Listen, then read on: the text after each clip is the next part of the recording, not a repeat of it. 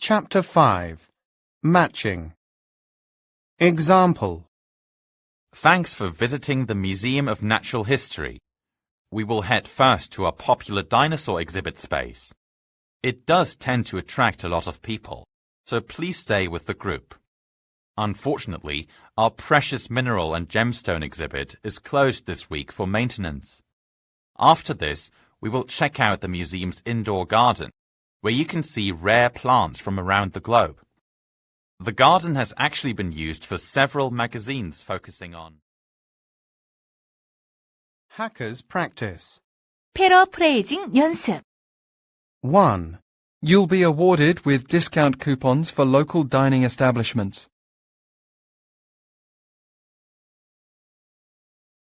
2. Visitors are not allowed to enter any of the red entranceways.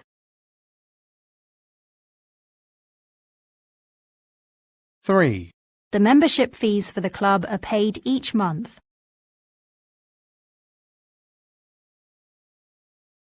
4. There are many famous paintings on the walls of this institution.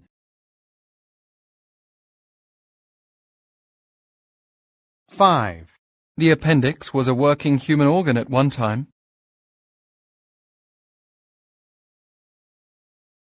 6.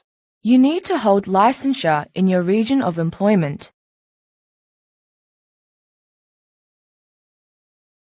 7. It's important that your research citations be no more than 5 years old.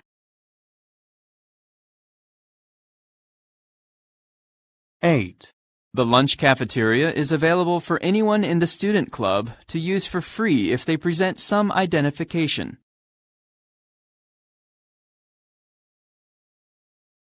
9. Tourist maps will be given to everyone using the leisure centre and will show the facilities of the local area.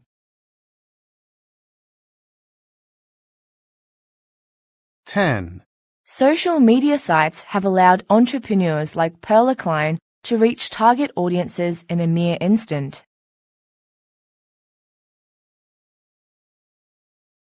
11. This species of lizard lives in the thick undergrowth of the Amazon rainforest, which it shares with an array of plants. 12. The reduction of water levels in the Aral Sea has had a detrimental effect on commerce among towns and cities. 유형 연습. Section 2. You will hear the anchor of a radio program discussing urban gardens. First, you have some time to read through questions 1 to 3.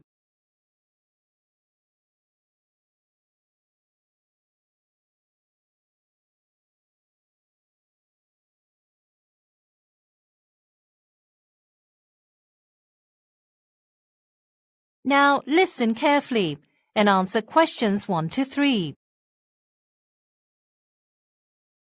It's a beautiful morning here in Vancouver, and we at Radio RZZT are pleased to give you an update on the city's Community Focus Program. Sue Butler, chairperson of the Urban Renewal Committee, made an announcement this morning about an urban gardening initiative being launched by the British Columbia provincial government. In order to promote a more sustainable urban lifestyle, the government has developed a plan to set up urban gardens in 3 different communities in the city. Each garden will consist of around 20 plots. Due to the varying composition of the soil, the type of plants grown in each garden will differ for each neighborhood. Firstly, the West End is adjacent to the harbor. The government has recognized that the soil here is poor. So, they have decided that it is most suitable for growing herbs, since these plants are very resilient. They plan to plant basil, thyme, coriander, and a range of other herbs. This neighborhood also has many residents who already pursue growing plants as a hobby. The government plans to provide a vacant lot so that these people can expand their interest by growing herbs. Then you have Mount Pleasant, which they have decided is the most suitable place for growing woodland wildflowers. This area is shady, so they think flowers will thrive here. Additionally, the area has a flower market near Vancouver Community College, and the government intends to allow sellers to grow wildflowers in the Mount Pleasant plot. And lastly, Miss Butler noted that East Hastings' wide-open unused lots will be the most appropriate for growing produce. There is, unfortunately, a lack of affordable grocery stores within this section of our city. So, the government believes that encouraging the growth of produce will provide residents in this neighborhood with easier access to fresh fruits and vegetables. Beyond the obvious benefit of having more greenery in each neighborhood, the gardens can become spaces where the community gathers, increasing social interaction and encouraging a sense of shared responsibility among citizens. For more information on the Urban Gardening Project and details from Miss Butler's press release, you may go to the Urban Renewal Committee's website. Now for a short break before our next program. You now have 15 seconds to check your answers.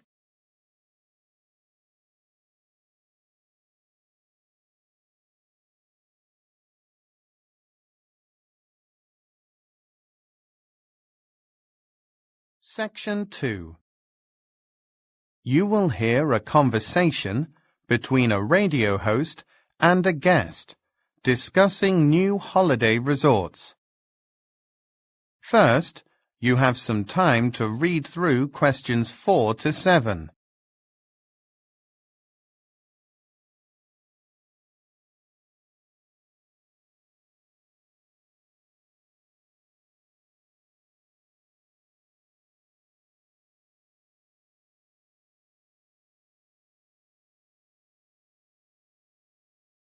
Now listen carefully and answer questions 4 to 7.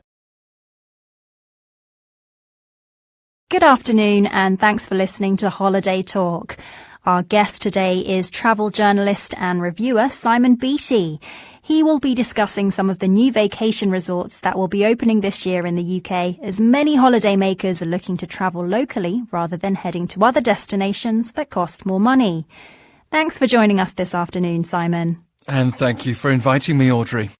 So, I understand that there are several new holiday resorts that will be launching for the upcoming vacation season. Yes, there are quite a few new establishments opening up. First, we have the Blue Sands Resort opening in Brighton.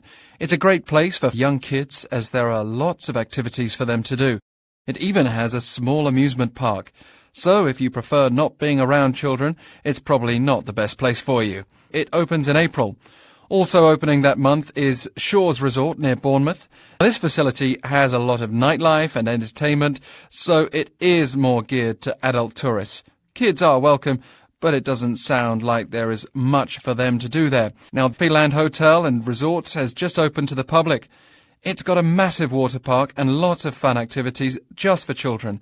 However, the resort has specific areas reserved for adults only as well, so there's something for everyone.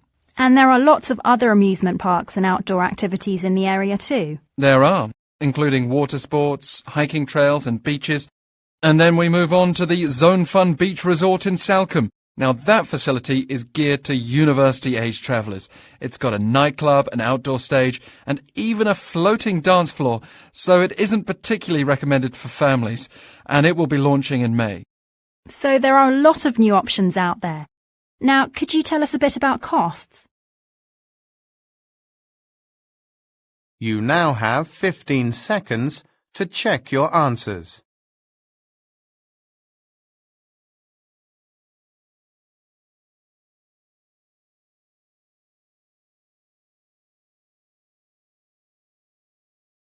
Section 3. You will hear a conversation between a tutor and a student about a project on endangered languages. First, you have some time to read through questions 8 to 12.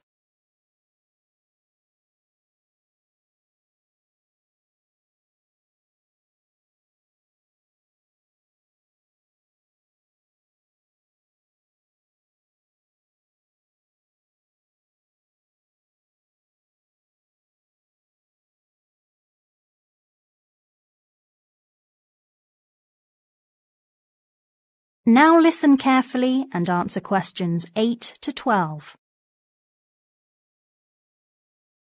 Melissa, I've been going through your project proposal on endangered languages. I think it's a very interesting topic. Can you tell me why did you choose to focus on Native American languages? And what particular languages will you focus on? Well, it was because they seem to be languages in the most danger of disappearing. So far, the only ones I want to include for sure are the Pawnee language and the Cherokee language.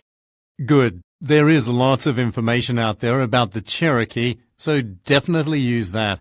But keep in mind that Professor Johnson wants you to provide detailed graphs about the phonetics of the endangered languages you choose to research. Because Pawnee only has 9 different consonant sounds, it might not be the best candidate for such detail. Right. I forgot about that. I thought it would be good to include Pawnee as there's so much reference material on it. Okay, I'll leave that one out. Another language I'd suggest is that of the Kashaya people of the American Pacific Coast. They have over 40 distinct consonants, if I remember correctly.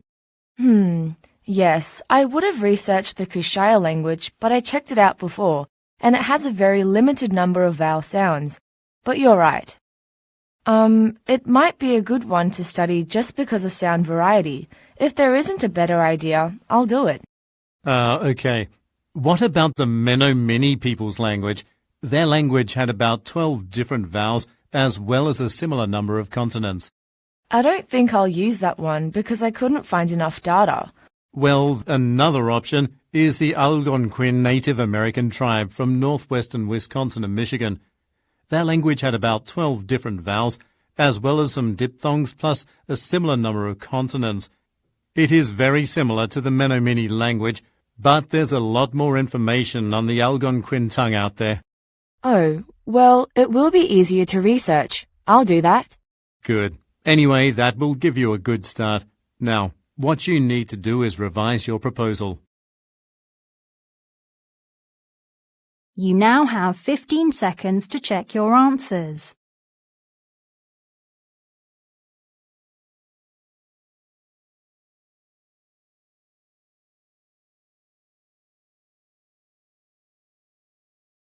Section 4. You will hear a lecture given by a professor about the behavioral traits of primates. First, you have some time to read through questions 13 to 17.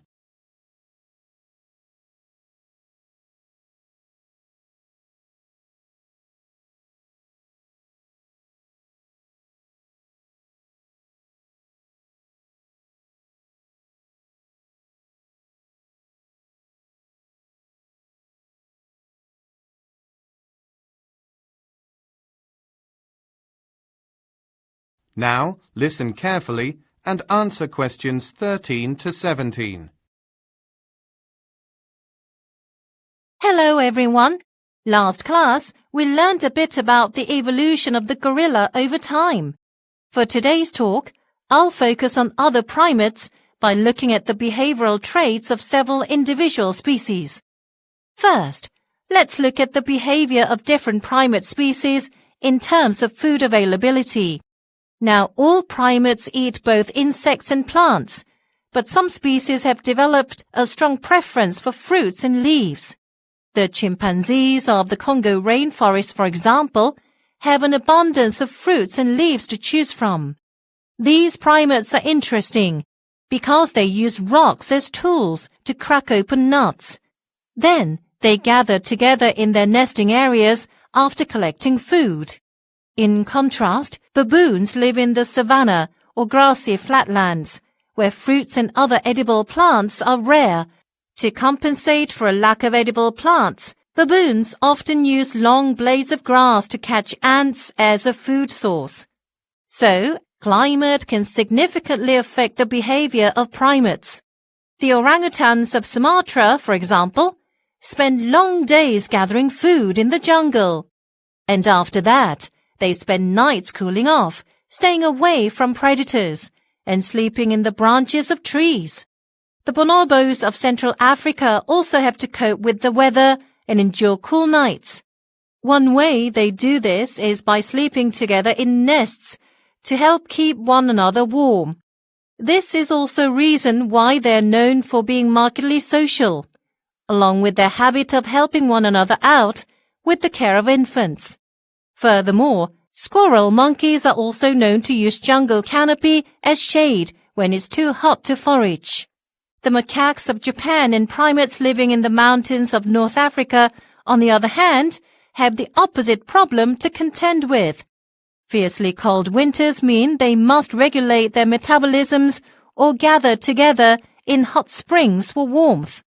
So, as you can see, there is much diversity among primate species in terms of behavioral traits. However, there can be overlap as well, such as with their mating rituals, which we will look at in a moment. But before I move on to that topic, I'll take any questions you might have. You now have 15 seconds to check your answers.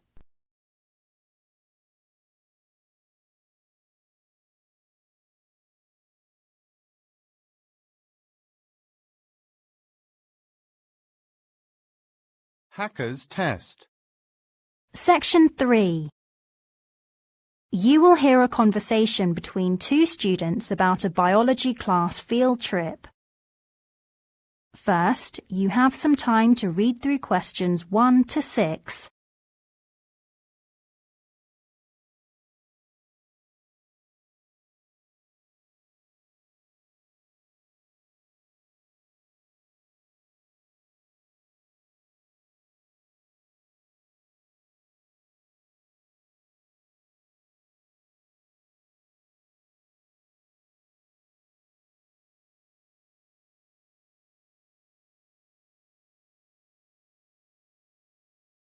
Now listen carefully and answer questions 1 to 6. So, was there anything that stood out to you about the field trip to the Wharton Agricultural Research Centre? The introduction gave a good overall explanation of the facility and its purpose. Yes, I found that to be quite fascinating, especially the experiments they are conducting. You know, the work that the employee mentioned they're doing on natural pesticides, or plants that have been modified to be resistant to insect infestation. Those would be easy topics to research. But how about the talk given by the Director of Research?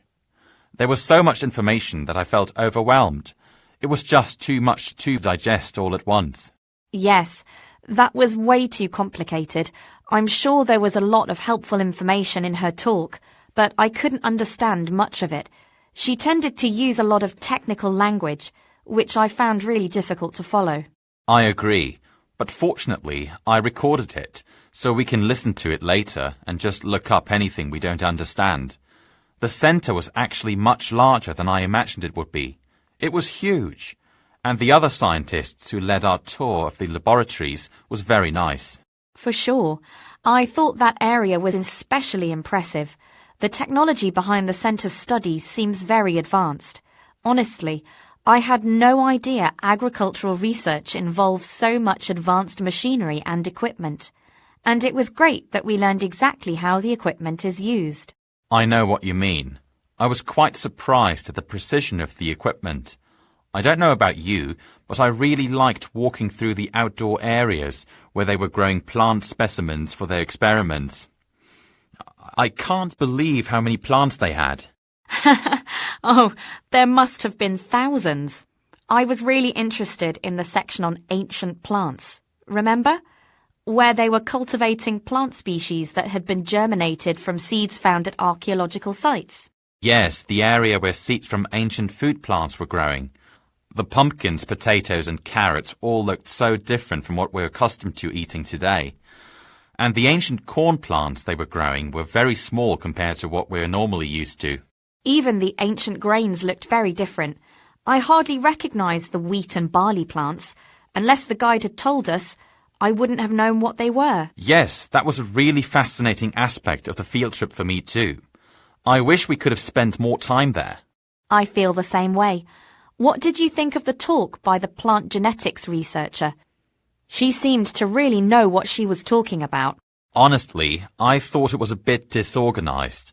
She could have explained things more clearly, but it wasn't as bad as that so-called discussion at the end of the field trip. I don't know about you, but I was very disappointed. Oh, I know. They told us we'd have a chance to ask questions, but that person just gave a couple of closing remarks, and that was it. I'm sure we all had some questions. I know I did. Before you hear the rest of the discussion, you can read through questions 7 to 10.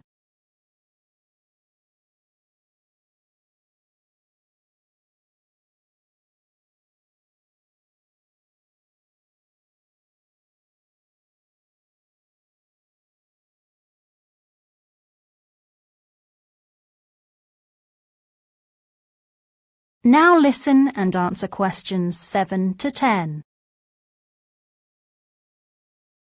So, we have to choose a topic discussed during the field trip to use during our presentation. What about focusing on ancient food plants? It seems we were both interested in it as a topic, and there was quite a bit of research data shared about it. Sure, I'm fine with that. But there was such a vast variety of plants. Even some fruit trees. We should probably narrow down our focus. We only have a limited amount of time for the presentation. Maybe we need to just choose one plant variety. Well, let's focus specifically on ancient grains. What do you think? Okay, yeah. I took quite a few notes while the guide was explaining them. There aren't just physical differences between ancient grains and contemporary ones, but differences in their resistance to pests as well. Well, we will definitely want to include information on that.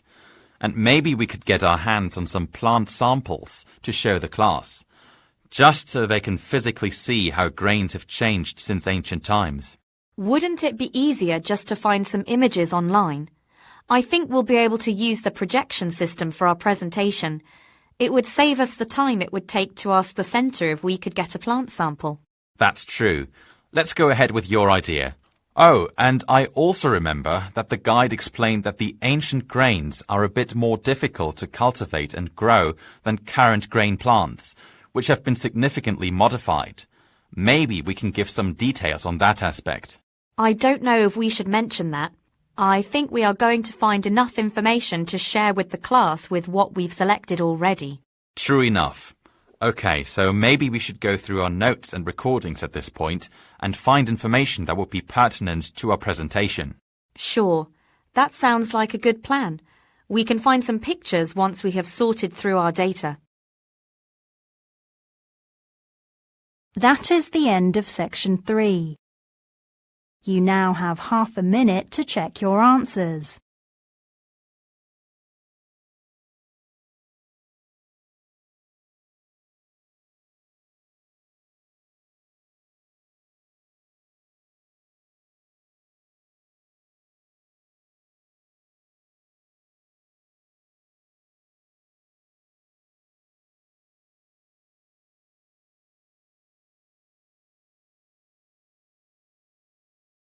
Chapter 6. Map, Plan, Diagram and Labelling. Example. I'd like to introduce our planned layout for the improved park, which will be finished next year. As you can see, we will make some substantial changes, including the addition of several new features. These include a beautiful fountain in the middle of the park and the newly built Parkgate Gallery at the northern end. There will also be a garden centre to the east of Parkgate Gallery. It will feature a wide variety of flowers, houseplants and gardening equipment, as well as seeds. If you follow the path from the garden centre towards the fountain, you will come to a fork in the path. Hackers practice. 딕테이션 연습. 1. You should stop by the circulation desk opposite the media room.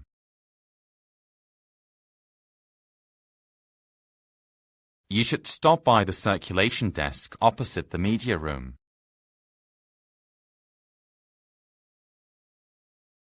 2. Displays of the human skeletal system are set up round the second corner.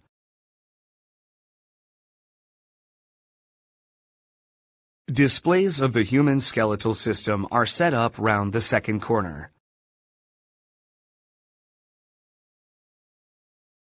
3. Pull the lever below the button.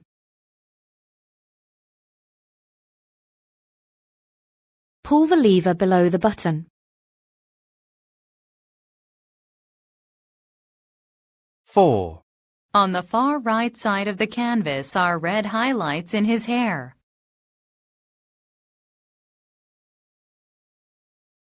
On the far right side of the canvas are red highlights in his hair. 5. The theatre is now situated at the junction of Cedar and Thayer Streets.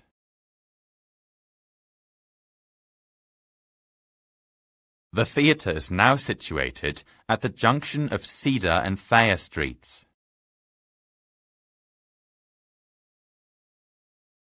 6. You'll find the tourist information office at the third door before the mall entrance.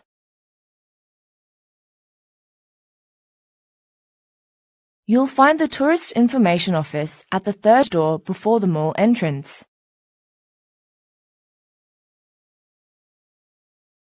7. Turn right into the main corridor for the exit and left for the cloakroom.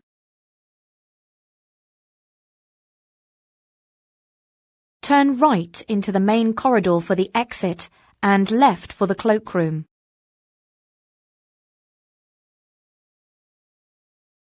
8. At the northern end of the park, there is a circular stage area with seating on all sides.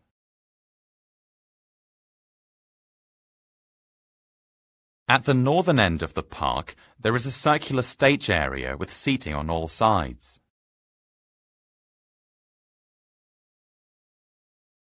9. The botanical garden is between the east and west paths.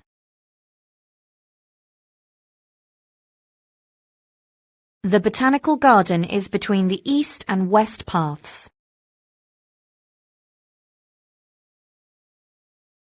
10. Our park's fastest roller coaster is immediately to your left.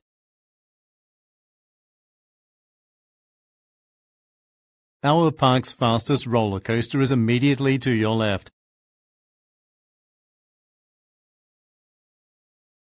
11. The restrooms are just on your right, beside the kitchen.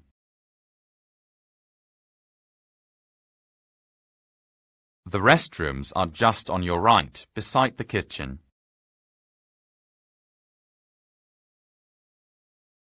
12. To the north is a top tourist attraction, Wintergreen River.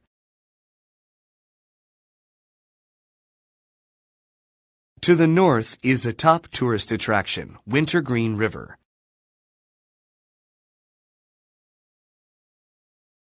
13.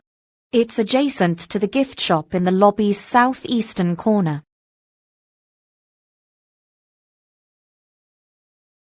It's adjacent to the gift shop in the lobby's southeastern corner.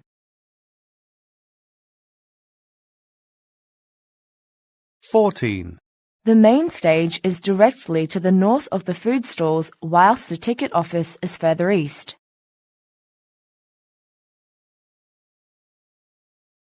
The main stage is directly to the north of the food stalls, whilst the ticket office is further east.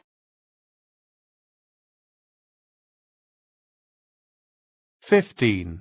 The statue of the famous writer is on the corner of the Strand and Duncannon Street.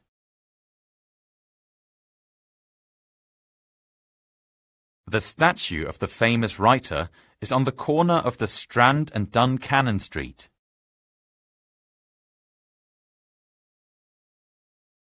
16.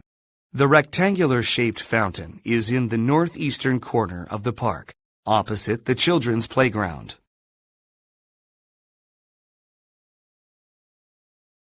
The rectangular-shaped fountain is in the northeastern corner of the park, opposite the children's playground. 유형 연습. Section 2. You will hear a tour guide speaking to a group of visitors about an amusement park. First, you have some time to read through questions 1 to 4.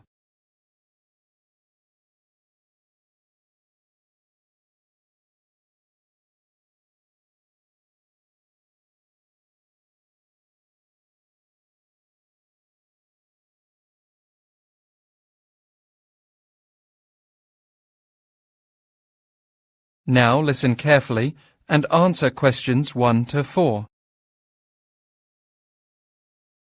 I'm glad you could all join us today at Fun Fortress Theme Park. As you may have already heard, this facility recently reopened after undergoing big improvements. So, first, I'll begin by explaining what visitors can do here. We are at the main gate at the moment, and there is a route you can follow from here to ensure you see most things in the park. After you enter the main gate, you will immediately see the public market on the right side of the road, where we sell a variety of souvenirs, snacks, and beverages. Directly across the street from that is our spacious main stage. On the main stage, you can watch reenactments of battles with knights, performances by medieval musicians, or comedy shows. And if you follow the side path to the west, you will see Bouncy Castle at the end on your right. Now, if you're headed north from the main gate on the main route and take the second left, you'll come to our large rides area. This is where our most popular ride, the Dungeon Discovery Ride, and our newest ride, Castle Tower, can be found. The Dungeon Discovery Ride is the first one you see on the left as you enter the rides area. But Castle Tower is located in the far northwest corner, so you'll have to walk a bit more in that direction to find it. We also have a miniature village in the park. To get there, starting from the main entrance, take the same route north toward the rides area. Go past the turning to the forest pathway, and you will reach another path that turns to the right. Take that path, and it will bend to the left and come to the entrance of the miniature village, located between the pathway and Queen's Pond. It includes a complete town and a range of famous landmarks and structures, all miniaturized, of course. Now, if you're interested in watching a show or a movie, you can go to the park's Fun Fortress 3D Theater. To get there, you head north on the main route. Take the first right and head up the forest pathway. You'll eventually come to a small bridge that crosses the stream, and on the other side is the theater. We have a wide selection of new releases and kids' classics, most of which are in 3D. All right, those who would like to follow the route can come with me, and we will start at... You now have 15 seconds to check your answers.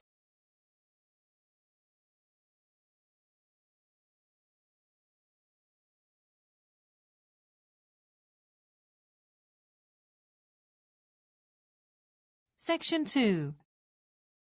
You will hear a tour guide explaining the attractions of a wildlife park to visitors. First, you have some time to read through questions 5 to 7.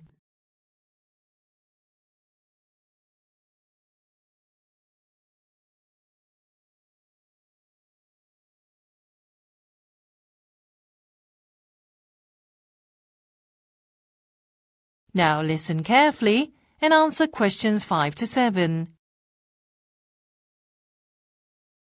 Before we begin, I'll give you a short explanation of our itinerary this morning.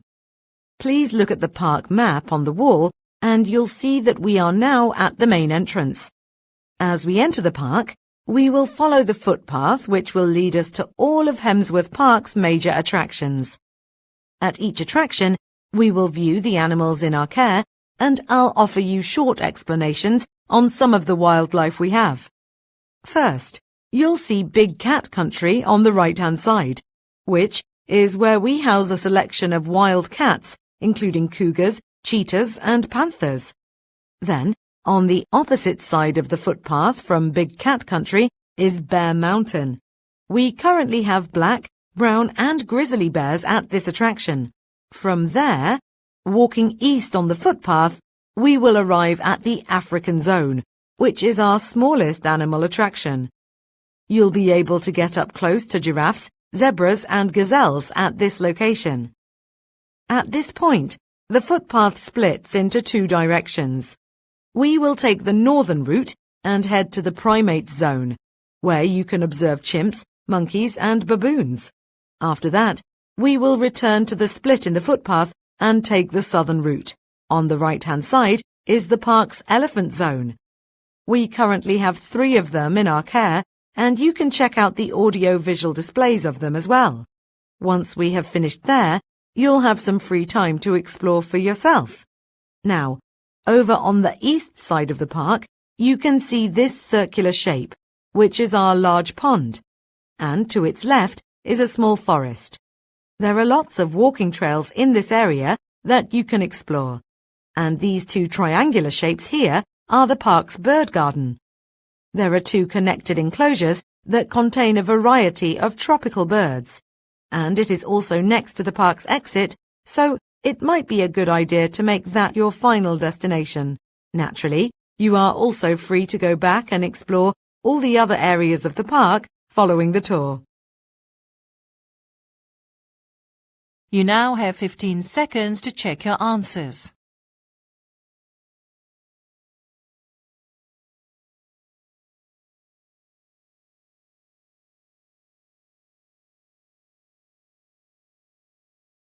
Section 2.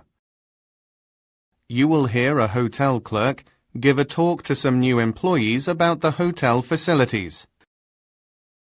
First, you have some time to read through questions 8 to 11.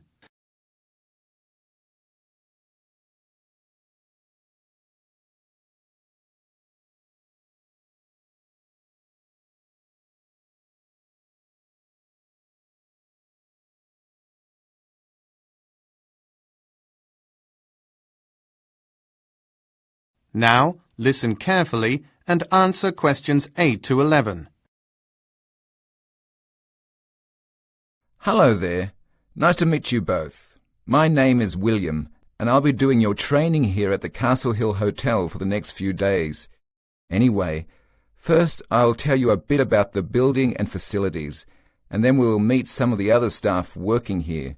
So, the hotel was constructed a century ago, but has been through numerous renovations. We're outside the main entrance now, and if you go in, you'll see the reception desk. Behind that, on the left side of the lobby, you'll see the lifts which lead up to our other 5 floors. Right next to that is Ms. Loblaw's office. She's the hotel manager, and if you ever need to speak with her, just go to reception to see if she is free.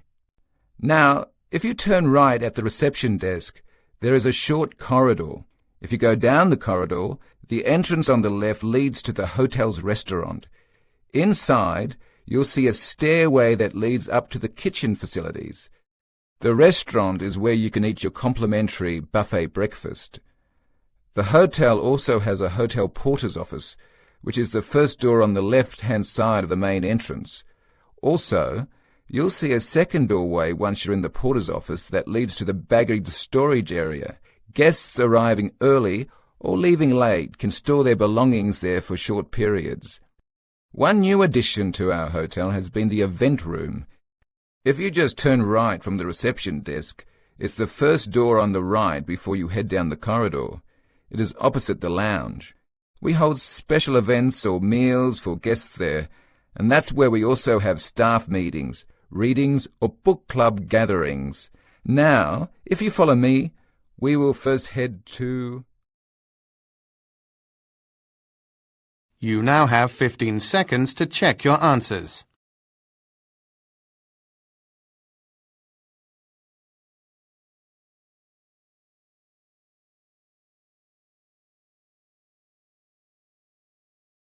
Section 2. You will hear a telephone conversation between a hotel receptionist and a guest about laundry facilities. First, you have some time to read through questions 12 to 14.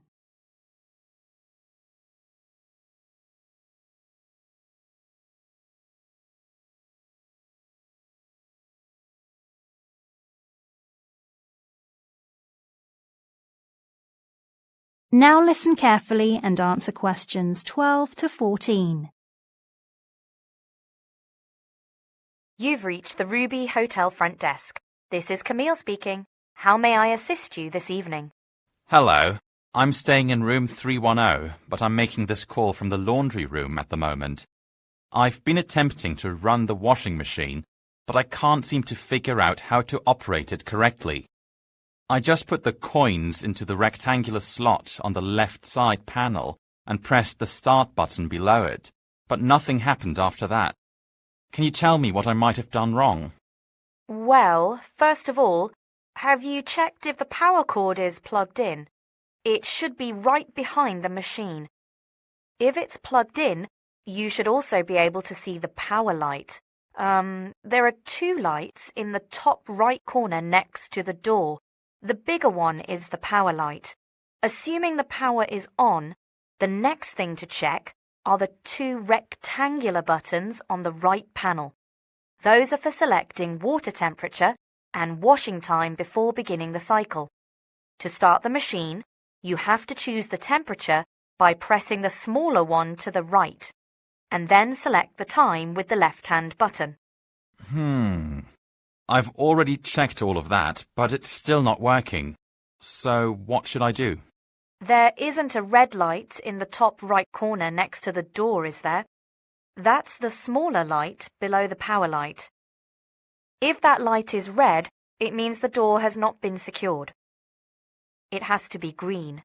If it's not, then the machine won't run regardless of other inputs you may have made. You'll need to open and close the door again. Once you've done that, you should press the button right underneath the temperature and time controls on the top right panel. This will lock the door. Oh, and you won't need to put money into the machine again, by the way, if you were fretting about that. Right, that light is red, so that's what was causing the problem. Thanks. And just one other quick question. Do you have a change machine anywhere? I need some for the dryer. We don't, but we can certainly change money for you here at the desk. Great. I'll be up in a few minutes for that then. Thank you for your help. You now have 15 seconds to check your answers.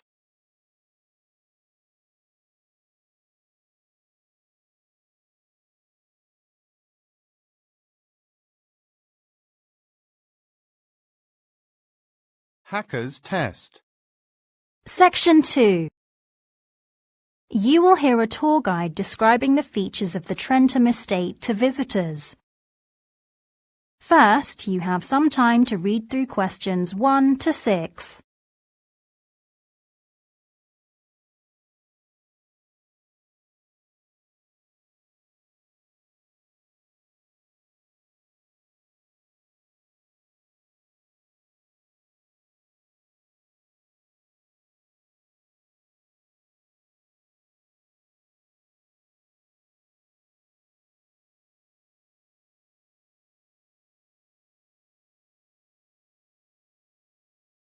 Now listen carefully and answer questions 1 to 6. Good morning. I'm pleased to welcome you all to the Trentham Estate. Although much of the estate was destroyed in the early 20th century, the government was able to recover some areas of the structure, which we will be viewing today. However, before we get started, there are a few precautions I must make you aware of. First of all, we'd be grateful if you could not go into any areas like the gallery that are blocked off with red ropes. These act as barriers to restricted spaces that have not yet been fully restored and are unsafe for visitors to walk through. Secondly, here in Trentham Hall, I caution you to refrain from touching any of the building remains. These are historical artifacts that need to be preserved, and touching these pieces can cause damage to them. And I can see that we have some children with us today, so I'd like to ask you kids to watch your step as we proceed up the clock tower stairway later. The stairs are made of large stones, which are very uneven, so it's quite easy to trip and fall in the stairwell. Just make sure to hold on to the wooden railings as you go up and down. Now, I'll take a moment to describe some details about the history of the Trentham estate to you all. The building originally served as a home for the royal family, and there are signs that it also had a church on the grounds at that time. It was then briefly used as a monastery for priests. After that, it was sold to wealthy businessman James Leveson in 1540. It stayed largely the same for several hundred years before several important additions were made by 18th century architect Charles Barry. Mr. Barry was very interested in the design of English country houses like this one. He was the designer of the clock tower, which was called the Riding School, not to mention the entire right wing of the estate. This included a massive greenhouse, which is unfortunately no longer here. Sadly, despite all of the additions made to the estate over the years, it was destroyed by its owner in 1912 due to pollution from the River Trentham, which is next to the estate's grounds. There were attempts to sell the estate to the government, but they didn't succeed. It was a great shame, because the building was very well constructed. So all that remains of the structure now are just shadows of what it once was. In particular, the gardens, which you can wander around later this morning, were once the site of the building's ballroom. Before you hear the rest of the talk, you can read through questions 7 to 10.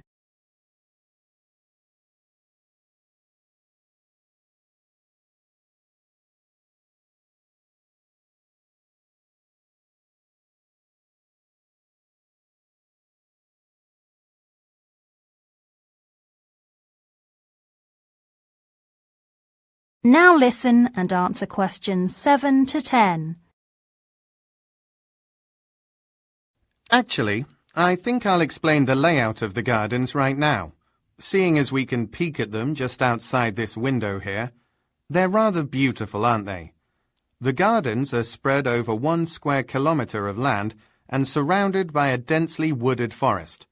If everyone could take a look at the map, it will show you how to get around. As you can see, it includes the river and the car park as well as the gardens.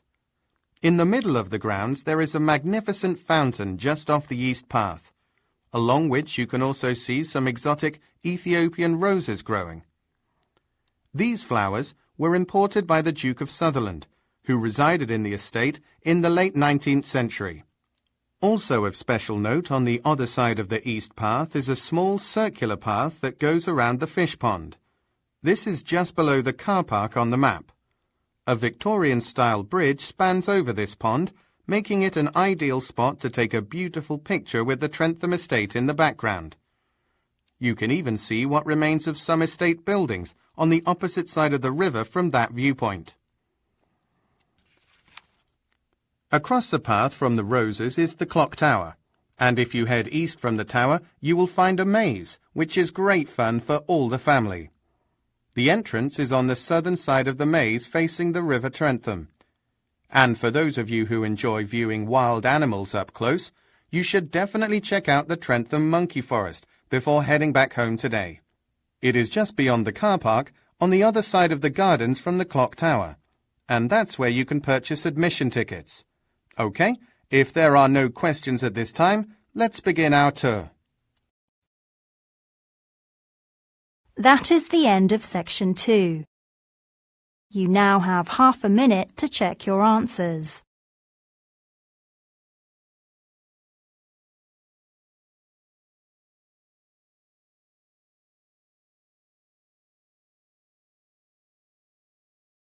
Chapter 7. Short answer. Example. Thank you so much for your help with my essay, Carol. I was really struggling with that DNA section. I'm still not sure I quite understood all the details about DNA and RNA. No problem, Ian. It's good to go over that material again. It is difficult, but it's important that you fully understand it as a biology student. Have you thought about the next course you're going to take? Maybe the Introduction to Human Biology class, but a friend of mine said it was complicated. I was also considering animal and plant biology, although I'm not sure about that. Well, I suggest starting with microbiology. You study very small organisms, which is helpful later when learning about animal and plant biology. You will also study bacteria and viruses, which can be fascinating. Hackers practice. 딕테이션 연습. 1. The bus departs every 15 minutes.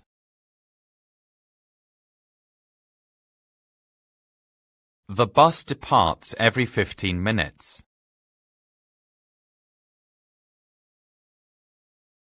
2. Booking is available on October 26th.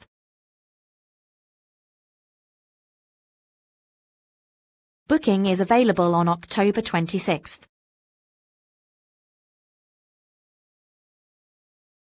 3. We have a meeting every 3 days.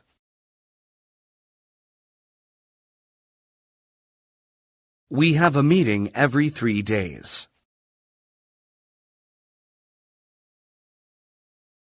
4. All Kembert Heritage Museum tours begin in Gallery A on the first floor.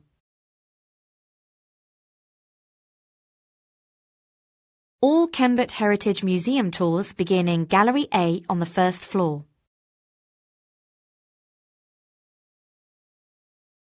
5. The park stretches across 20 acres south of the river.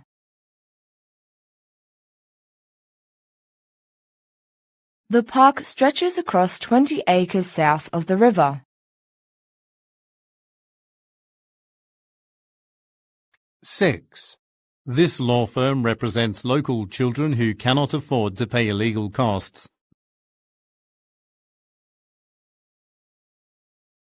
This law firm represents local children who cannot afford to pay illegal costs.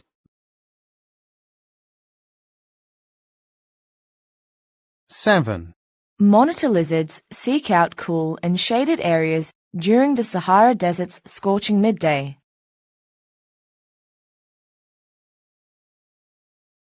Monitor lizards seek out cool and shaded areas during the Sahara Desert's scorching midday.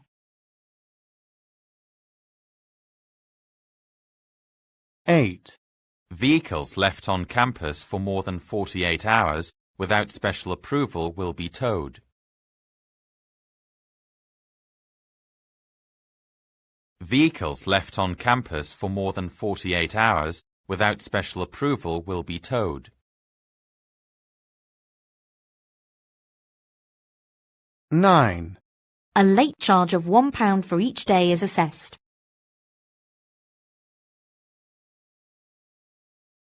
A late charge of £1 for each day is assessed. 10. Hotel reservation cancellations can be requested over the phone.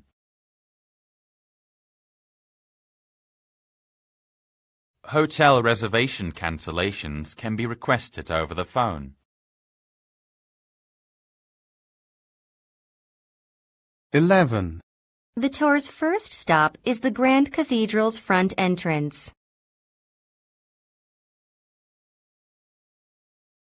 The tour's first stop is the Grand Cathedral's front entrance. 12. It's a good idea to bring extra copies of your resume for the interview.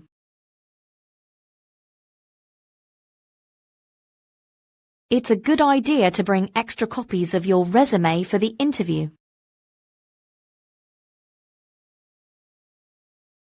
13.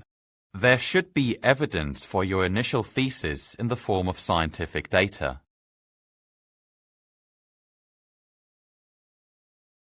There should be evidence for your initial thesis in the form of scientific data.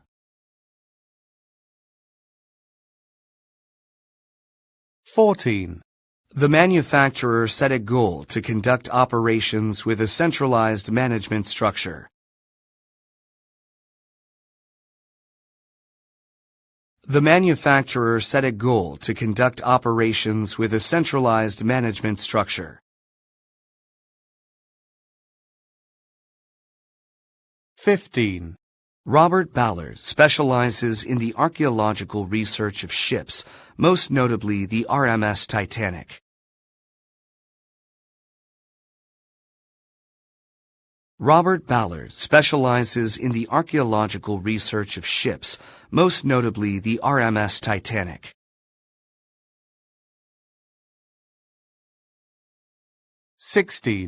Motion-sensing lights turn on automatically to limit the unnecessary use of household electricity.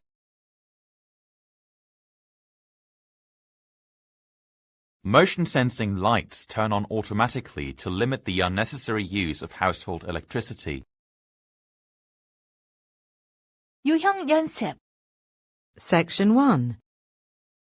You will hear a conversation between a travel agent and a customer about a travel package. First, you have some time to read through questions 1 to 3.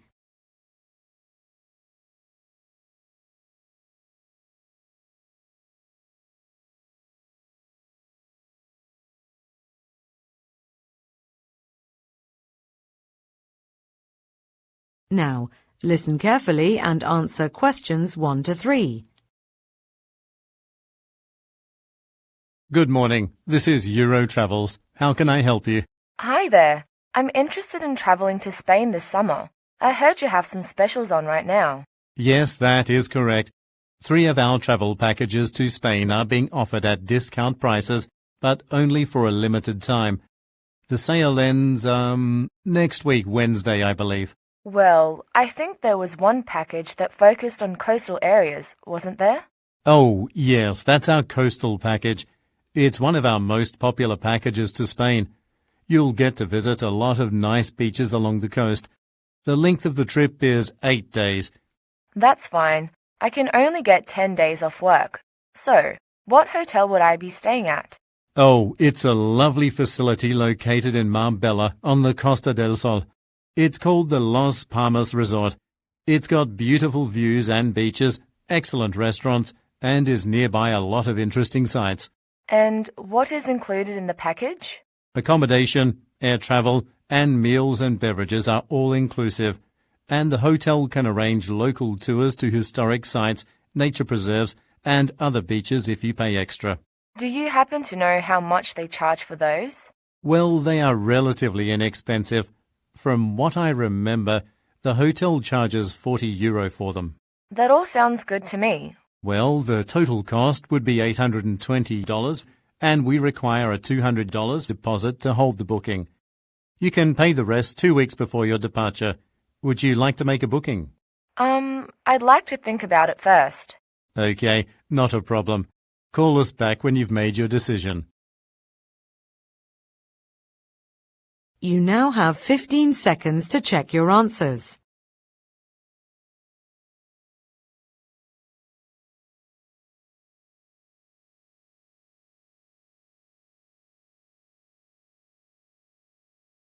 Section 2.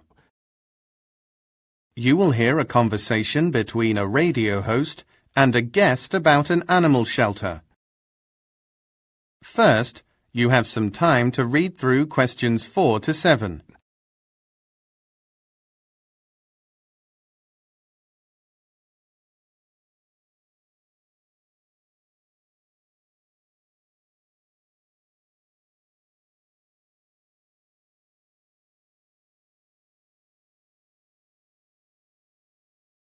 Now listen carefully and answer questions 4 to 7. This afternoon, we are very happy to welcome Paul Eckhart from Animal Shelter Pups for Pals to our show. So, tell me a little bit about Pups for Pals, Paul. Well, we are a group of volunteers that run a shelter for homeless animals in the heart of London. We attempt to place stray or abandoned pets into good homes with caring owners. The shelter is 15 years old now, and during the past few years we were able to find homes for more than 250 pets. I started out with just myself and 2 other acquaintances. We now have our own facility and more than 30 volunteers. Actually, the shelter is completely run by volunteers. Last month, we were awarded a grant from the government which will allow us to open a second branch. Right now, our location is full to capacity, and launching the new branch next month will give us space for far more animals. So in the long run, the other location will really help us a lot to save even more homeless animals. Now, I'm certain that our listeners would be very eager to hear about the weekend program you are planning. Could you give us some more details about that? Sure. Well, what it is, previously volunteers could only take care of pets in the shelter, but with our new program they can take a pet home for the weekend. This both allows the dogs or cats some freedom from the shelter and also permits people to have a companion for those days. Those of us volunteering at the shelter try to interact with as many of the animals as possible, but pets also need more personal attention. This program allows for more of that, and often we find that volunteers will keep the animals permanently. We've had dozens of animals adopted through this program, so it's really easy to help out at the shelter. You can volunteer on a regular basis at our location or sign up to take a pet home for the weekend. And, of course, giving money is always welcome. Our costs, power, gas, food, medication, are all covered by donations. It takes a lot of money to care for some of these animals, so any financial help we get is always appreciated. Thanks so much for that very informative. You now have 15 seconds to check your answers.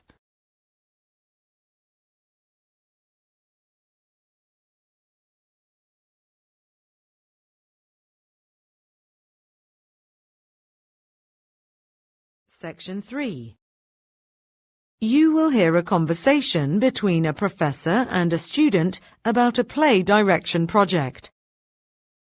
First, you have some time to read through questions 8 to 11.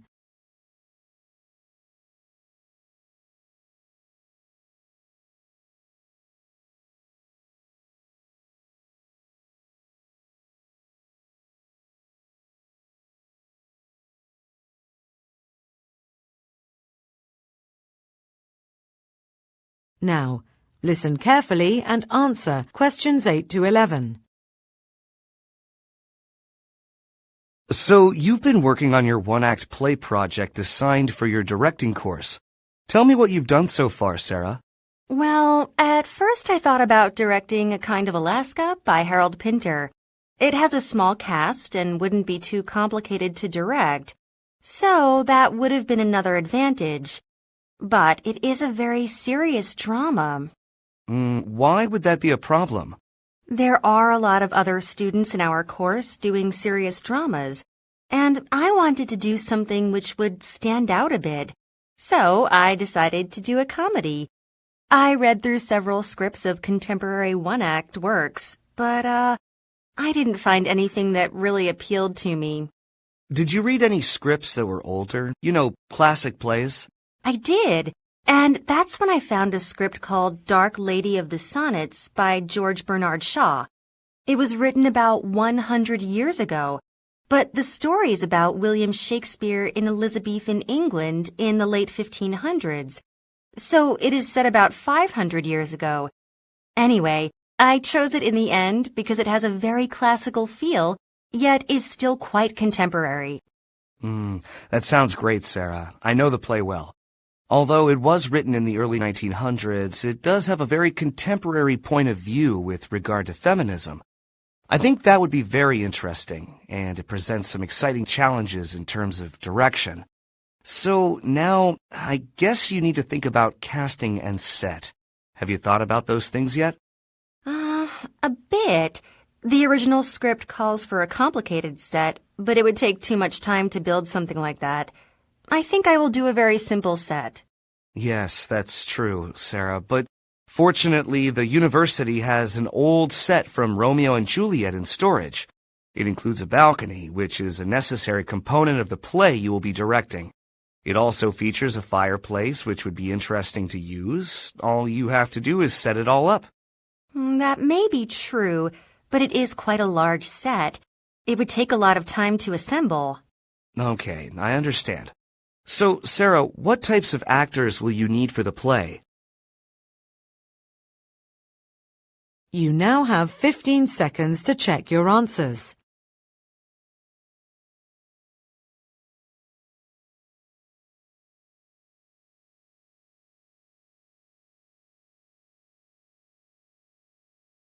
Section 3. You will hear a conversation between two students about a report on tribal culture in Borneo.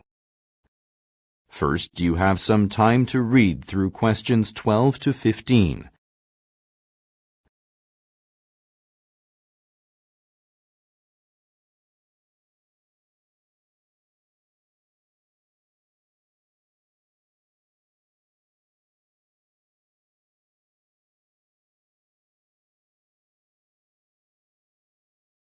Now listen carefully and answer questions 12 to 15.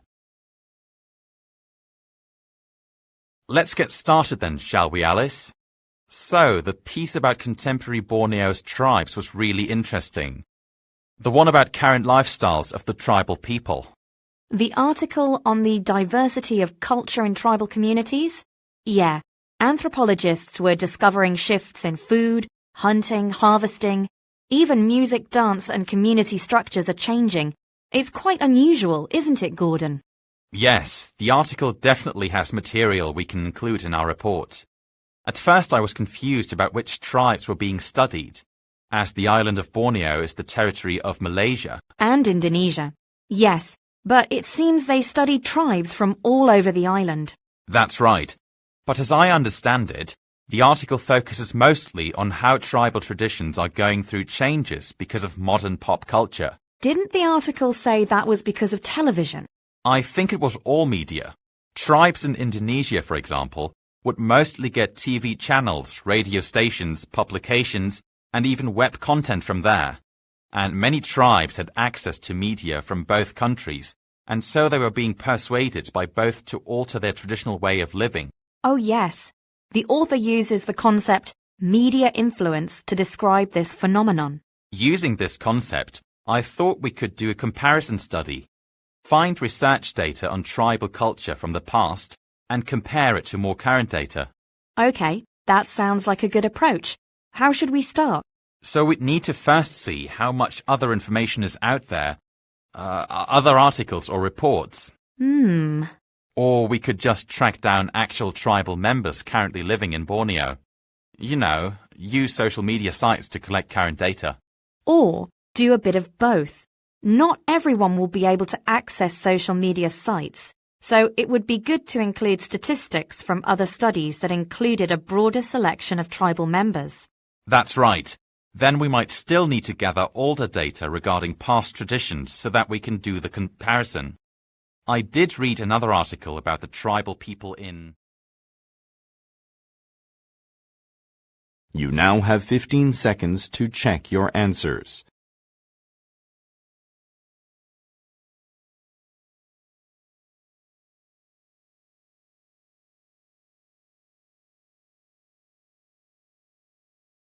Section 3. You will hear two archaeology students talking about a dissertation. First, you have some time to read through questions 1 to 5.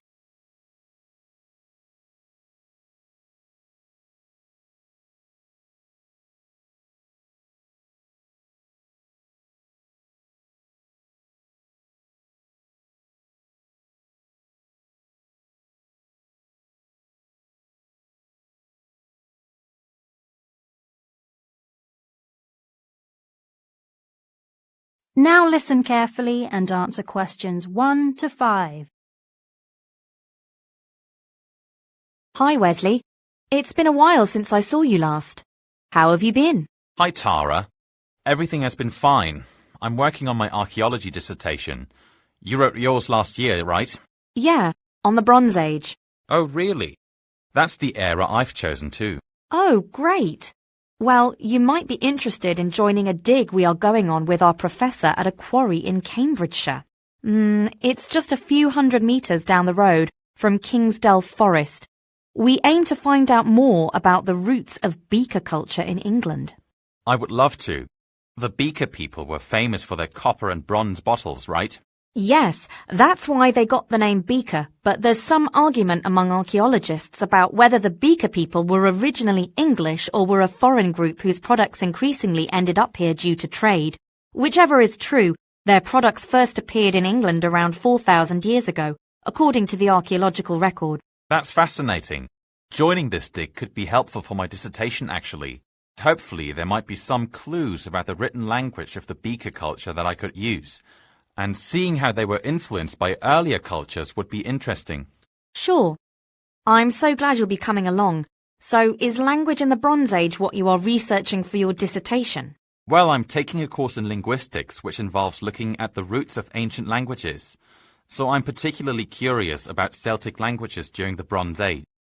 Unfortunately, it's impossible to determine what the people spoke or whether there was a standard language used in the period. So I'm not sure if I'm on the right track. Interesting. I'm sure that coming on the dig will help focus your research. There could be inscriptions on the artifacts, so you might be able to determine whether they are related to Celtic dialects. True, something like that would be a huge help for my dissertation. Before you hear the rest of the discussion, you can read through questions 6 to 10.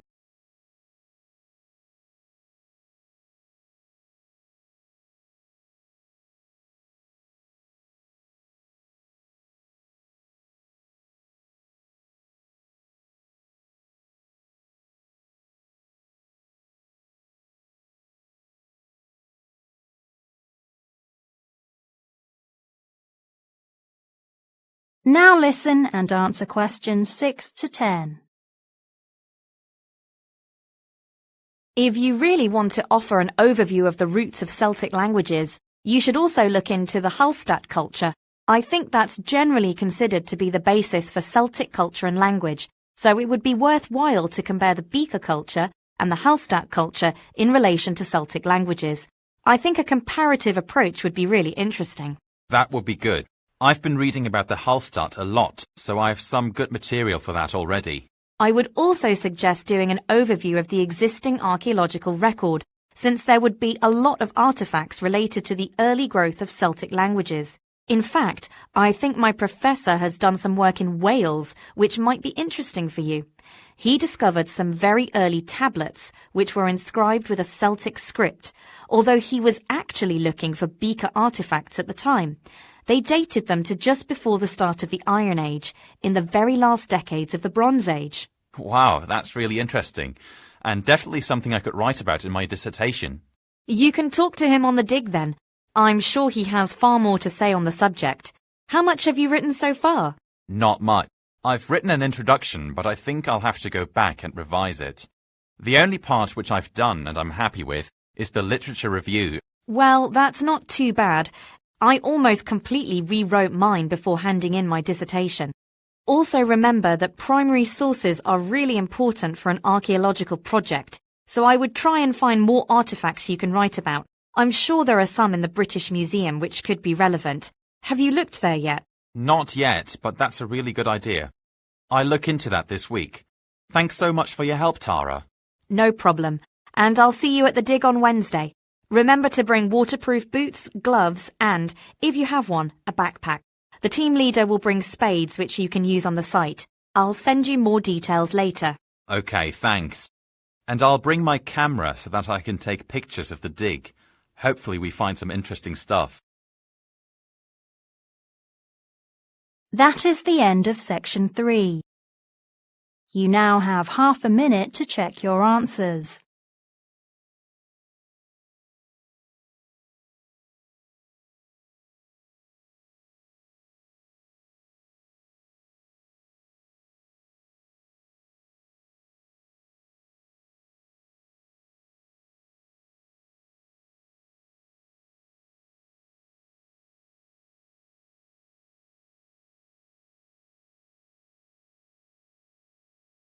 Diagnostic test. You will hear a number of different recordings, and you will have to answer questions on what you hear. There will be time for you to read the instructions and questions. Also, there will be a chance to check your answers at the end. All the recordings will be played once only. The test is in 4 sections. At the end of the test, you will be given 10 minutes to fill in your responses on an answer sheet. Now turn to section 1. Section 1. You will hear a conversation between a customer and a receptionist from a tennis facility about membership. First, you have some time to read through questions 1 to 5.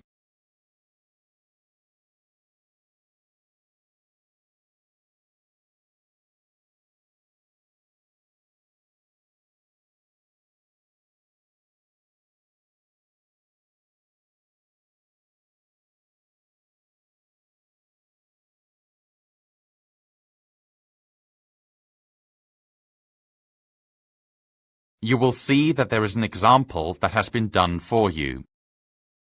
On this occasion only, the conversation which this example refers to will be played first.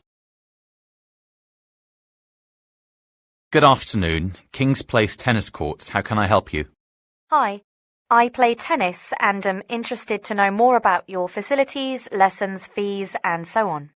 Okay, that's great. Well, we are the biggest tennis facility in the local region, and we have 2 badminton courts as well. The man says that they are the biggest tennis facility in the local region, and they have 2 badminton courts as well. So badminton has been written in the space. Now we shall begin. You should answer the questions as you listen, because the recording will not be played again. Listen carefully and answer questions 1 to 5. Good afternoon, King's Place Tennis Courts. How can I help you? Hi, I play tennis and am interested to know more about your facilities, lessons, fees, and so on. Okay, that's great. Well, we are the biggest tennis facility in the local region, and we have 2 badminton courts as well. I don't play badminton, so I'm more interested in your tennis facilities. How many courts do you have? In terms of tennis, we have 15 courts. Most of them are outdoors, but we have 2 indoor courts too. We also have a few machines for practicing returns, and a device for measuring the speed of your serve. Oh, that's good. Also, I may need some equipment. Do you have a shop there? There are a few things I still need to buy. We do. We have a pro shop where you can buy high-quality rackets and tennis balls. That's good, as I do need to pick up some new balls. And could you tell me about the lessons? Oh, I don't have very much experience. Well, if that's the case, we have a few classes that may be appropriate. There's one class for complete beginners, which is once a week for 2 months. Sorry, my mistake. It actually takes place twice a week and involves working closely with our instructor. I wouldn't describe myself as an absolute beginner. Well, the next level up would be the Beginner 2 class. That's a bit less intense, only once a week, but the teachers work very closely with you. Then there is the intermediate class, which is very popular and allows you to play full games in a charity tournament at the end. I'm not actually sure where I would fit in, to be honest. I've played in a competitive tournament, but it was just a bit of fun. Well, you can meet with our instructor, and he can play a game with you to determine your level. Okay, will do. Before you hear the rest of the conversation, you can read through questions 6 to 10.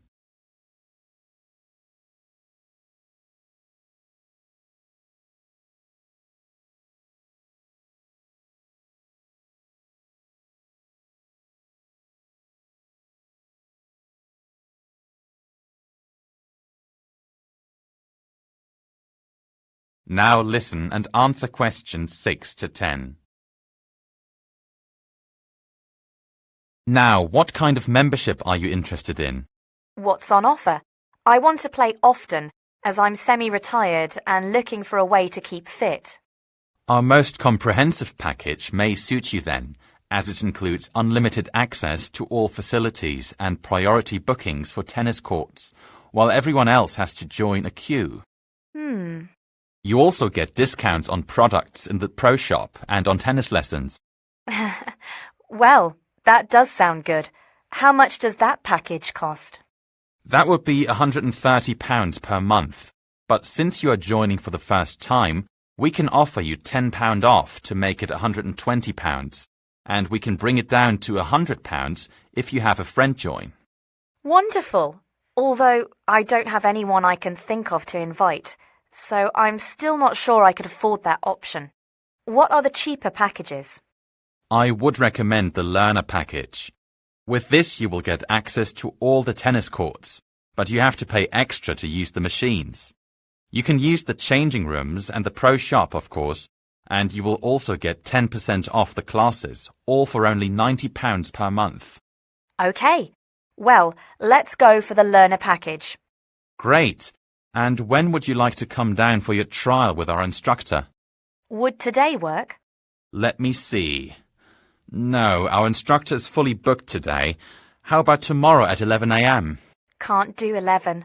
It would have to be 12 at the earliest. OK, we can fit you in then, so just call back to confirm once you know for sure. Of course. You can ask for me, Daniel Elliott. When you come tomorrow, please bring some form of ID and... That is the end of section 1. You now have half a minute to check your answers.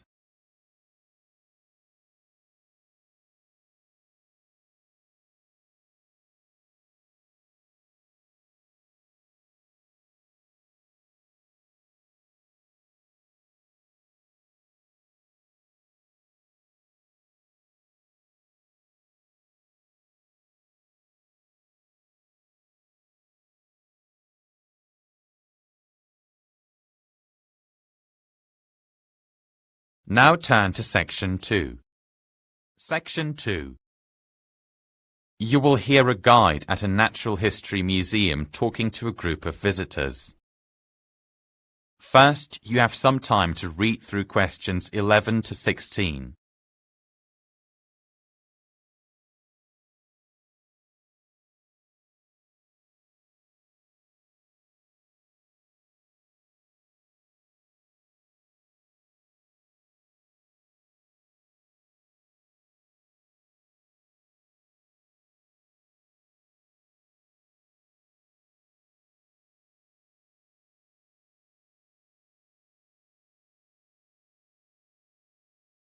Now listen carefully and answer questions 11 to 16. Good morning, ladies and gentlemen. We're very happy to welcome you to the Museum of Natural History today. My name is Patrick, and I'll be your guide for today's tour. Before we get started, I'll first go over a few of the museum's highlights. To start with, our dinosaur exhibits are some of the most popular in the museum. These include actual skeletons and remains from these prehistoric animals. There are also numerous interactive displays which share information about the different dinosaur species. And be sure not to miss the life-size replica models of the colossal Tyrannosaurus and Brontosaurus on exhibit just beyond the prehistoric timeline display in the main foyer. We have a few amazing displays about ocean life as well. Our life-size model of a blue whale is in the main courtyard, and we have a spectacular under-the-sea room, which includes lots of models of fish and mammals. Our dolphin display is possibly our most famous. It draws loads of people to see actual-size models of the creatures and learn about how they swim. We also have a display about fish evolution, which is especially interesting as it shows how they started as simple organisms and developed into complex species. And we have a very interesting display focusing on the life cycle of sharks. It shows how they develop from an embryo in an egg until they are fully grown, and features models of infant sharks, adolescents, and fearsome adult hunters. And then there is our plant life exhibit, which is contained in the museum's indoor botanical garden. Colourful and rare species of plants, trees and shrubs have been imported and put on display for you to view, including specimens from the Amazon rainforest and the tundra of Greenland. We are proud to house the country's rarest assortment of wildflowers, many of which you can grow yourself with seeds from our shop. One special area of note is our activity zone, which has several interactive displays and activities. You can watch a short film on the evolution of our human ancestors, showing how we evolved through time. And also check out our stage area, which hosts a variety of interesting presentations, demonstrations and talks throughout the day. In addition, visit our 3D planetarium, where you can view incredible images of the stars and universe. Before you hear the rest of the talk, you can read through questions 17 to 20.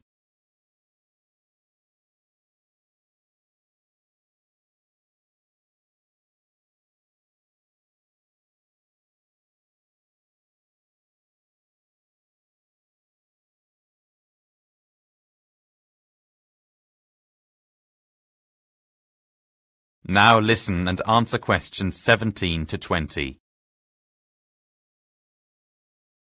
Now, I'd like to tell you a bit about the building before we get started. Where we're standing now is right outside the ground floor lobby, where you are welcome to purchase tickets for any of our special exhibits taking place today. The ticket counter is just to the right as you come in the main entrance. Opposite the ticket counter, across the foyer, is the information center. You can go there if you have any questions.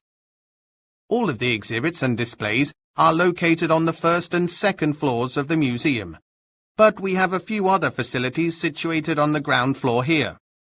While food and drink are not permitted in the exhibit areas, there is a cafe on this floor. Just go straight through the main entrance, turn right down the corridor, and it's on your left. If you want to leave your coats or other belongings somewhere while you look around the museum, you can visit the cloakroom, which is between the cafe and the ticket counter. Now, if you turn left from the main entrance and walk down the corridor past the information center, before you come to a corner, you will find our children's activity area, which has some toys and educational materials for your kids to play with. The gift shop, where visitors can buy souvenirs, is located down the corridor at the rear of the building. From the foyer, head down the corridor on the left. Turn right when you pass the children's activity area, and then take another right. Walk down the corridor and the gift shop is the last door on the right before the stairs. For today only, we're giving away free dinosaur t-shirts in a raffle which you can enter at the gift shop. All right, I think we're ready. So please follow me through these doors and get ready to marvel at the wonders of natural history. That is the end of section 2. You now have half a minute to check your answers.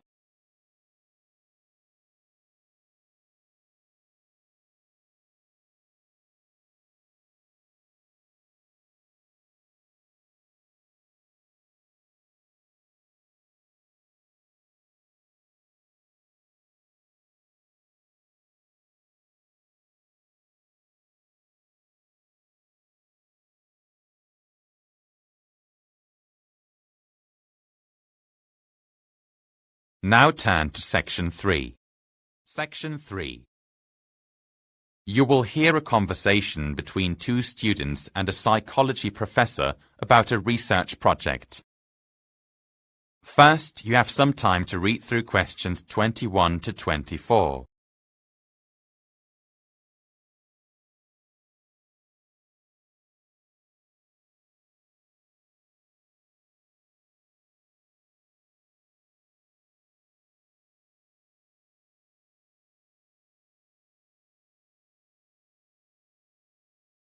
Now listen carefully and answer questions 21 to 24.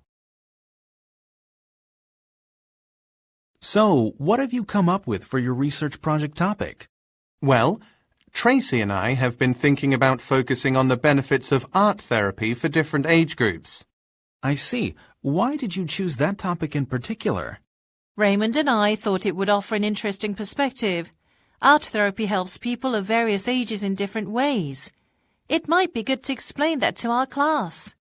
We've also discovered a large number of studies about art therapy sessions conducted with particular age groups. The topic would be easy to research as there are a lot of sources out there. Okay, that seems reasonable. So, what have you found out about the effects of art therapy on different age groups? There is an interesting study about art therapy and preschool children. Creating art not only encourages them to be creative, but an extra benefit is that it helps to develop their hand-eye coordination and other motor skills. Yes, and it also helps improve their attention span and cognitive ability. Okay, that sounds interesting. What about the effects on other age groups? With adolescents, there is one study that reveals art therapy improves their ability to talk to people. Therapists working with teenagers suffering from depression found that they were able to communicate the issues they face through their art, which helped them express these feelings verbally. And there is lots of other research too, which shows the benefits of art therapy for adults. What sorts of benefits did you discover specifically? We read a study on adults coping with post-traumatic stress disorder, or PTSD. These people had all dealt with a serious trauma, and art therapy was a significant part of their healing process. We also researched studies showing that art therapy improves the memory functions of senior citizens. If I remember correctly, doing artwork requires the use of both sides of the brain, which improves both short and long-term memory. Art therapy works really well for those losing their memories due to Alzheimer's or dementia. Before you hear the rest of the discussion, you can read through questions 25 to 30.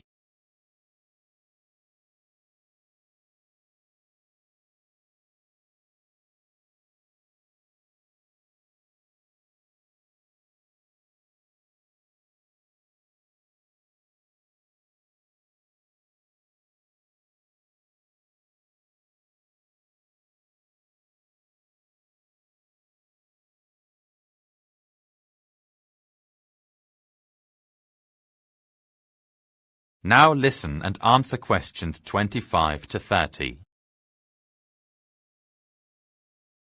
That's all excellent. It sounds like you're off to a good start. How are you collecting your data? Mostly online journals and websites. However, I have scheduled some interviews with a few psychologists to find out from them what they consider to be the greatest benefits of art therapy for their patients. Excellent. It's important to get the perspective of art therapy practitioners, and you'll get lots of practical information conducting the interviews as well.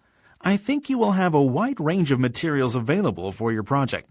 Now, do you have any concerns so far? It seems like there will be a lot of material to cover if we include data about each age group. I'm not sure we'll be able to fit everything in considering the time we have left. That is quite true. In that case, there are some ways to narrow down your research. For example, you may wish to compare the benefits of art therapy for preschool children to those experienced by senior citizens, because the therapies provided to both age groups are fairly similar. You mean in terms of the activities they do? Yes.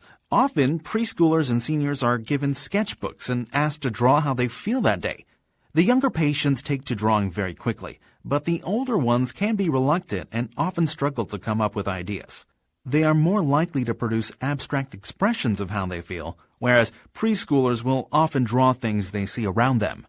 Oh, yes. I also found that both age brackets participated in a lot of group therapy sessions, and the benefits were similar for patients from both groups. The sessions included interacting socially with peers, which in both cases stimulated better thought processing. That's an excellent point to include. And another method that is being used more frequently with both these age groups is art therapy sessions that incorporate music. Several studies have been done on that, and the results are very interesting. Oh, I've heard about that. There are several ways music is used. One involves patients drawing or painting how the melody makes them feel, and it can be a very effective means of getting rid of tension. Yes, we should definitely look into that technique, Tracy.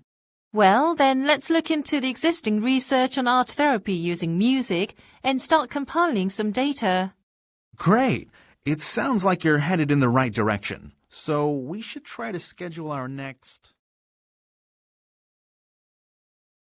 That is the end of section 3. You now have half a minute to check your answers.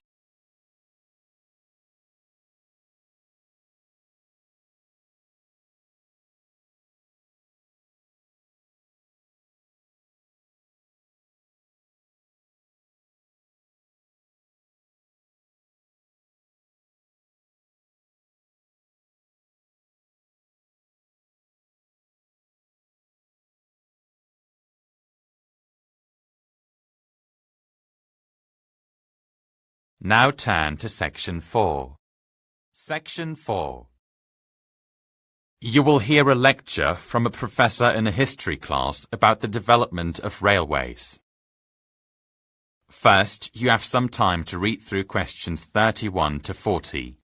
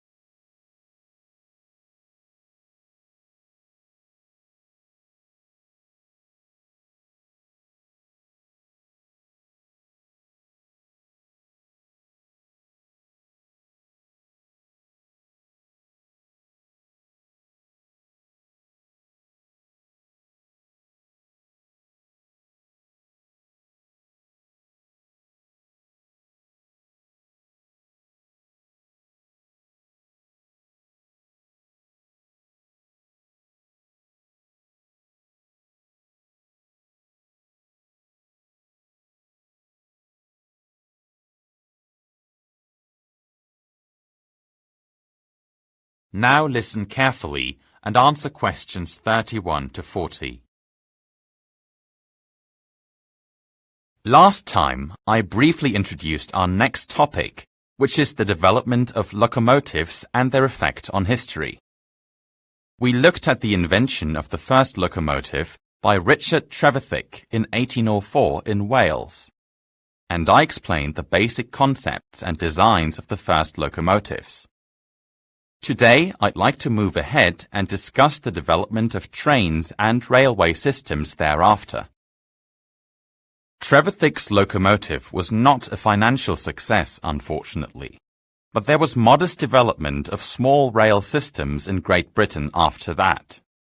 However, it wasn't until the early 1830s that large-scale railway construction began. And this was mainly due to industrialization sweeping across Great Britain, which increased demand for faster and cheaper transport. Centers of industry which contained new factories needed connections to port cities, where manufactured products could be shipped abroad. Likewise, raw materials needed to be sent to manufacturing plants. And it wasn't just in the UK that railways were being built, but all around the world, and this caused international trade to grow at a rapid rate. The mid-1800s saw an explosion of railway construction on large land masses. Continental Europe was also seeing an explosion of train rails because of the demand of industrialization. Rail transport spread around the globe quickly, notably in North America. In the US, some rail projects began in the early 1800s, but it was not until the Baltimore and Ohio Railroad in 1828 that a railroad fully connected cities in an entire region. It was also the first railway to be totally open to the public, rather than for a limited clientele. Canada also joined in and began building railways extensively in the 1850s. The discovery of gold in the western part of North America offered an additional incentive, and by the end of the century, the US and Canada each had built transcontinental railways connecting the east and west coasts. In the 20th century, there were several historic occasions that affected railway construction. Most early trains ran by coal-powered steam engines. But in 1912, the first diesel-fueled engine was introduced, which allowed for larger weights to be transported at faster speeds than ever. Long-distance land trips, which had previously taken weeks or even months, could now be accomplished in just a matter of days. Railway construction continued at a fast rate, as demand was growing for both commercial transport and passenger transit. The occurrence of World War I and World War II slowed down the growth of railway systems a bit, as often they were military targets and required reconstruction after being destroyed or damaged during battles. But another period of rapid growth occurred in the 1950s, as Europe and other parts of the world rebuilt following the aftermath of World War II. Following that, trains were the most popular method of land transportation until usage of automobiles and aircrafts became more widespread and popular.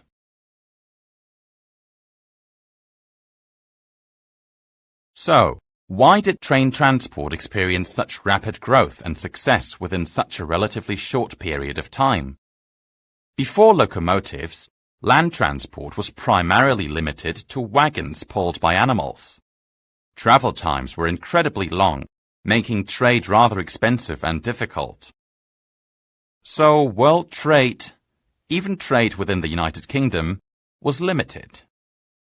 Industrialization drove the development of railways as the period demanded larger quantities of materials and a better way to transport products. Manufacturers insisted on having a way to transport their goods more rapidly and cheaply to consumers or centers of commerce. And because of that, consumers started seeing a drop in the cost of manufactured products. Another reason rail systems grew so quickly, for Europeans and the British in particular, is that they allowed countries to have greater control of their colonies around the world. Soldiers and military equipment could easily and quickly be moved to wherever they were needed. Needed supplies were easily transported across great distances to more remote areas. Were it not for rail systems, control of foreign territories would have been impossible.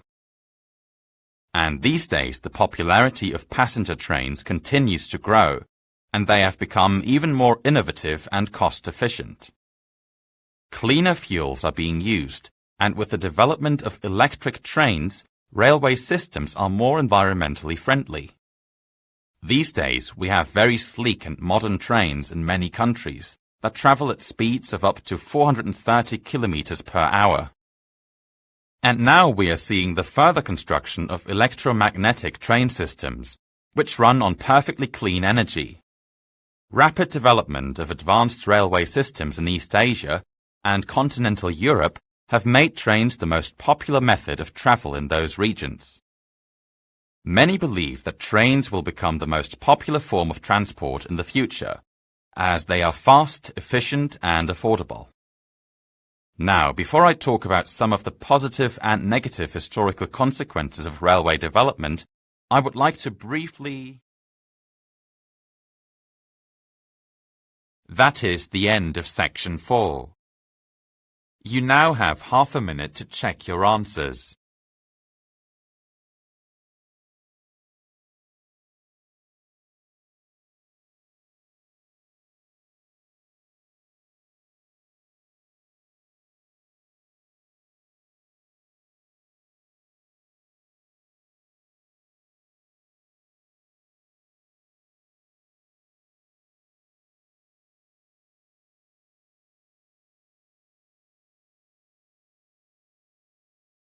That is the end of the listening test. Please take 10 minutes to fill in the answer sheet with your responses.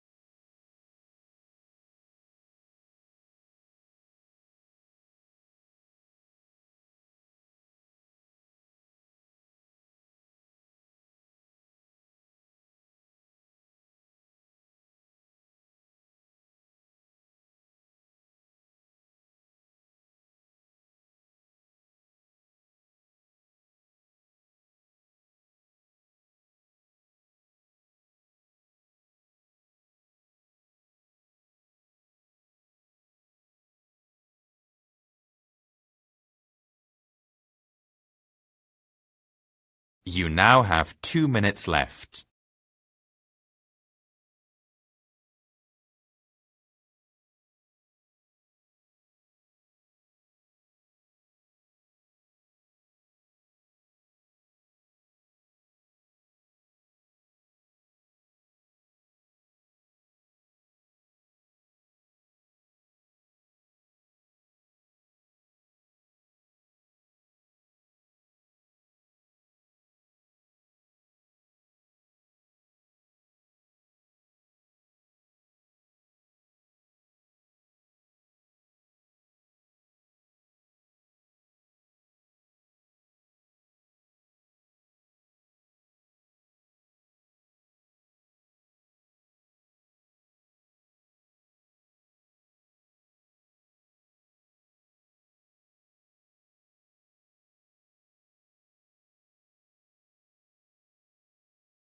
You now have 1 minute left.